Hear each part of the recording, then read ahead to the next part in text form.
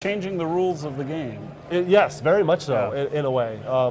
I call it an open, it's the honeycomb engine. Or maybe even the changing RPG. the definition of rules. This Marquee Dragon video is sponsored by Shattered Crystal, game codes, and items. I am Marcus Eichenberry from MarqueeDragon.com, and I want to introduce to you Corvus Elrod. Yep. I've got a cheat sheet this time. I had to, I tell you. Okay, so it says here that you're a Semionaut? Semionaut. Semionaut. Yes, what indeed. the hell is a Semionaut? Well, so a semionaut is someone who explores how symbols communicate meaning. So it has its That roots. explains your code on your shirt. Explains my code. In part, it explains my wardrobe, explains my loud ties.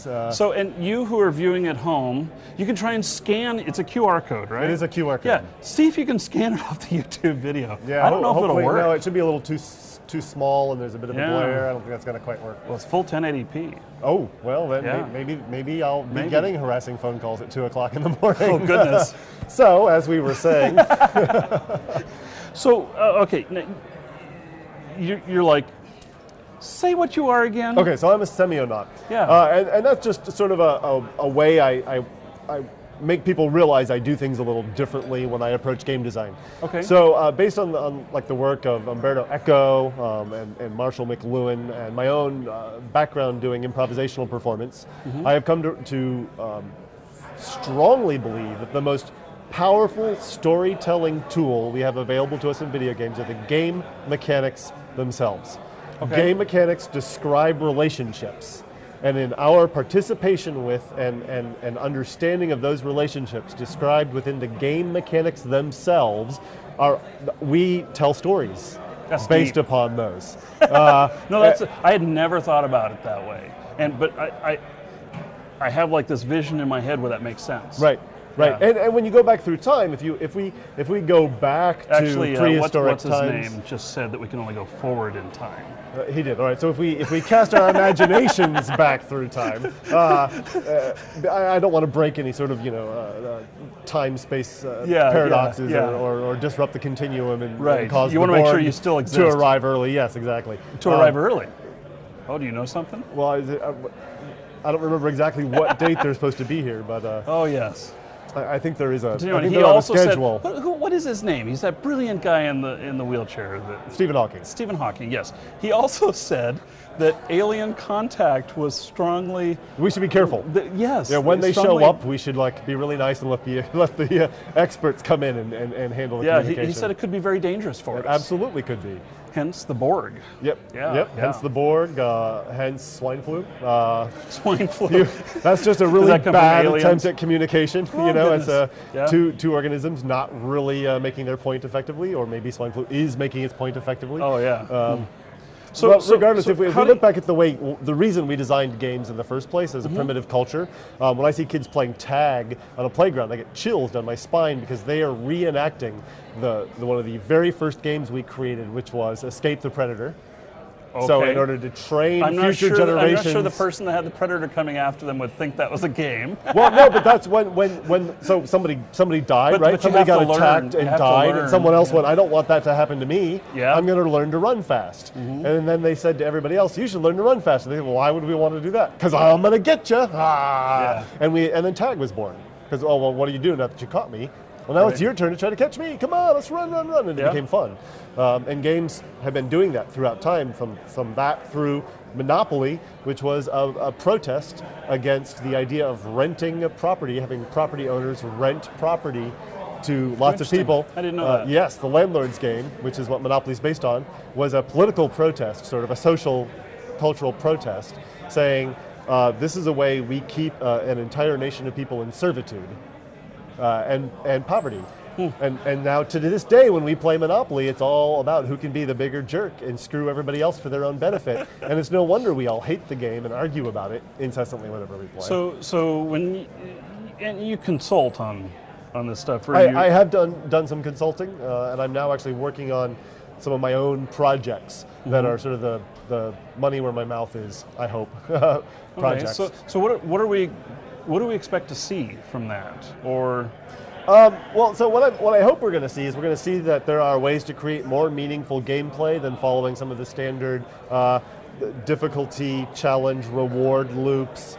We talk a lot about gameplay in terms of very sort of traditional Western confrontational or puzzle solving, very logic-based sort of things, and we don't talk about gameplay from a sort of a experiential standpoint. Okay. What sort of story do we want to lead the user through dynamically via the gameplay?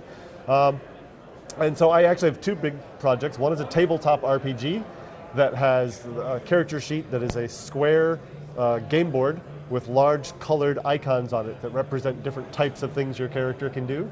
And you move markers about the board. So it's all about interpreting the symbols successfully, as opposed to having someone tell you, well, you've got the grapple move you can use. You can decide for yourself, well, I'm going to use this particular type of action to grapple with this person. Interesting.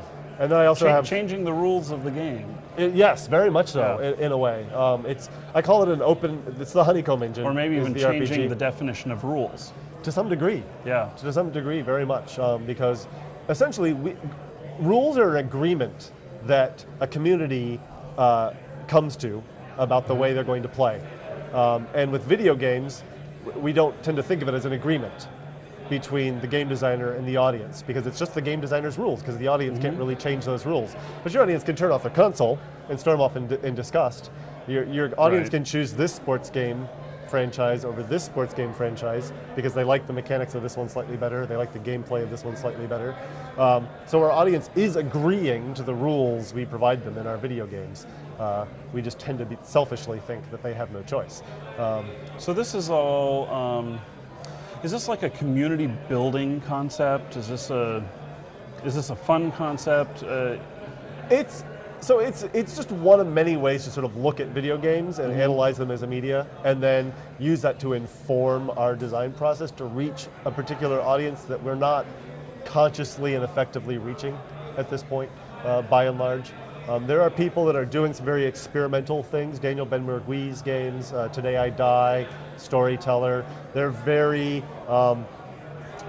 pictorial-based storytelling concepts that don't have challenge reward loops really, and they're more exploratory. Jason Rohrer's Passage, which describes a relationship between a couple over time, is another example. Rod Humble's The Marriage, which is very abstract representation of what marriage means.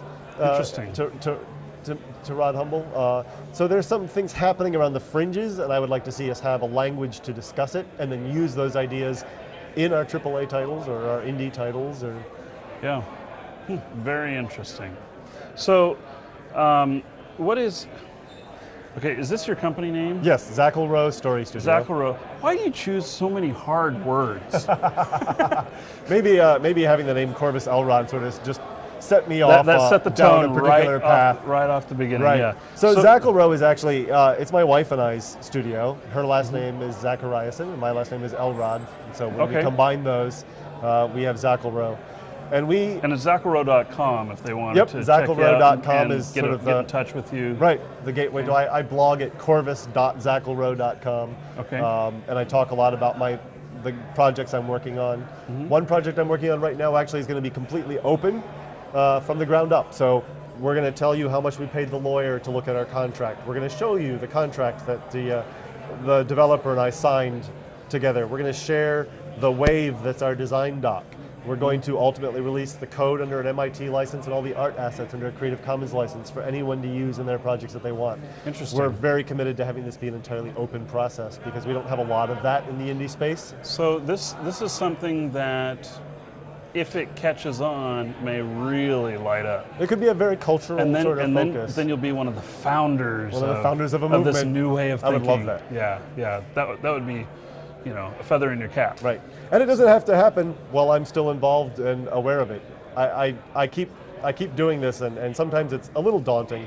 Although it's been wonderful to be here at Login because Dallas Shell's talk was very much about how you can find happiness and help users find happiness through social games. Brenda Brathwaite's talk, Aaron Hoffman's talk, all are sort of focusing on socially responsible games and how it's a sacred trust that we're doing this with people and for people.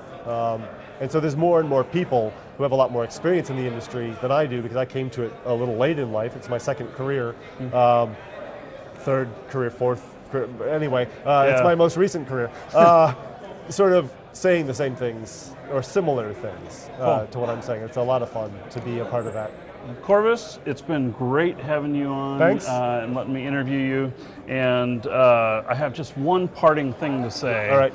I don't know who these people are, but they comment on my YouTube videos, and they keep telling me I have an epic beard. And everything, and I was just going to point out that I think you have an epic mustache. It's my trademark. I try to live up to its reputation. It's great. Yeah. Thank you very much. All right. Thanks.